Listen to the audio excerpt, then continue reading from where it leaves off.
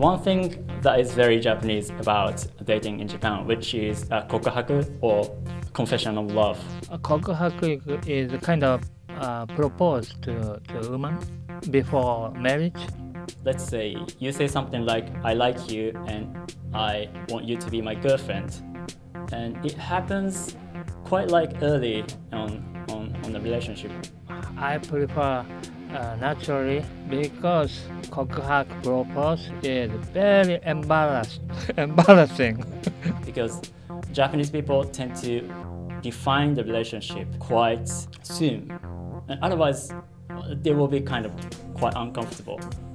They start thinking about marriage at really early point, even though they don't have a girlfriend or boyfriend. But there is also social status, social value, and people are really like judgmental if it comes to life. But if you are from the state, people tend to think being boyfriend and girlfriend should happen more like organic, in an organic way. Maybe if you are either like mid-20s, late 20s, early 30s, people think about marriage. From the very beginning with my Japanese boyfriend, there was much more of a serious commitment. This was really potential for a long relationship. And when they think about marriage, of course, like what kind of job you have, your income level is quite important. But if you're probably a teenager, early 20s, people might not care that much about the social status. Because Japan is such a high context country, we tend not to say things, not express things verbally. I bought her car, iPad, digital camera. So my wallet is always empty. I bought a lot of things to her to show my love.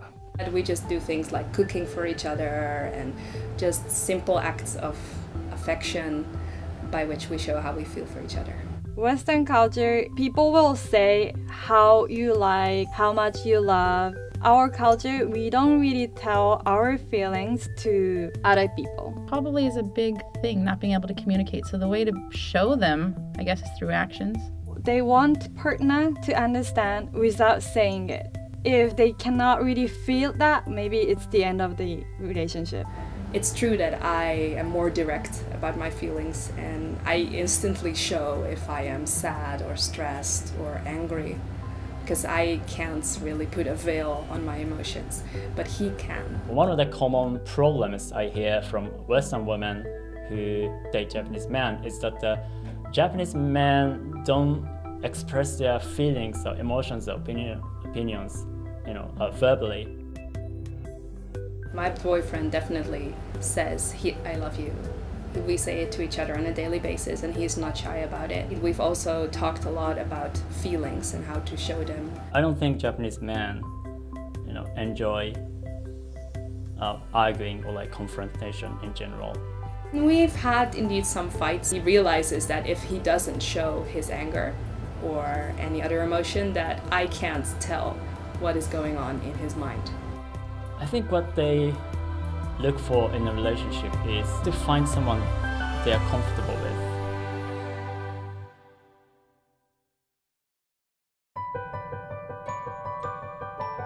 I think ladies first is a kind of good thing, nice to lady, but in Japan it's not customary.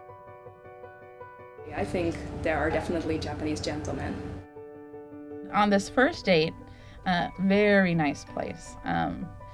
He ordered things, which I love. I know it's kind of the opposite of what, Japanese men are known for now, but it's like that old school bit, and I like that. Japanese culture used to be really men first culture, so guy have to decide everything. Japanese society itself is like men first. Woman can say no to husband, but husband cannot say no to wife. I cannot say no to her anything. So that is my wife's rule. What woman has is woman's, and what man has is woman's. I like American woman, of course. It's beautiful, right? Yeah, and there are no Japanese women around here, right? If so, I might be cute. He didn't understand, like, I'm a very independent woman, American woman. Western woman, US woman is kind of strong and very talkative. I like that kind of personality. In Japan, we have this idea of thinking that Western culture is more advanced and something that we have to learn from. We kind of have this kind of Western deep-rooted complex in our mind. So some people think that Western men are, in a way, superior to Japanese men. I hear from my Japanese gal friends, they're like, oh, I like Western men. Ugh, why? You can have all of mine. They're like, no, but they're so sweet. They take you out, they treat you, I'm like, where are you dating these guys? From the United States of America? Like, no, not possible. But Japanese men, they do that. They do this for you. They're gentlemen. They take you out. They treat you. And they're like, what Japanese guys are you dating? I dated some other guys in Japan, and they really surprised me by how gentle they were and how much effort they would put into a date.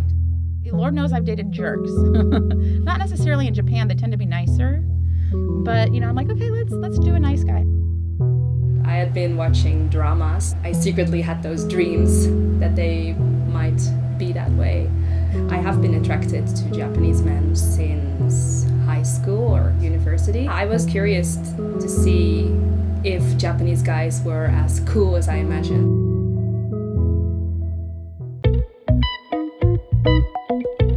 I looked for correlation between fertility rate, marriage rate, and frequency of sex. It's two different separate problems. There isn't any correlation at all. I do believe there is a reason for saying the Japanese are sexless in their relationships, because it is true that the traditional expectations of a man is that they work really hard. So when they come home, they're simply too tired or too stressed. With the crazy work hours that is kind of required of them here, they don't have a time to bond with their family. They don't have the time to develop that intimacy. Because the structure of the Japanese family is much different than like Western construction. In a Western construction, you have the husband and wife kind of coming together and being like a top unit. In Japanese families, once the couple has a child, the main unit is the child and mother, and the father is like a satellite. Instead of having that sexual flow that you would put into a partner, the wife puts it into her child. They're simply not so passionate after they get married. Men working very hard, but it's not the only reason. It's also because the traditional role of women has also changed a lot in the last century. A woman will stop her career when she wants children, and the modern woman often will choose for a career instead of children, because it's simply too hard to combine. Gender roles a little less, rigid than before. The society is becoming less traditional, and there will be less pressure to get married.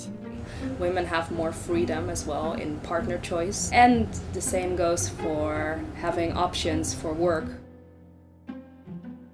I think people generally tend to think that being married, having kids is not the only way to be happy.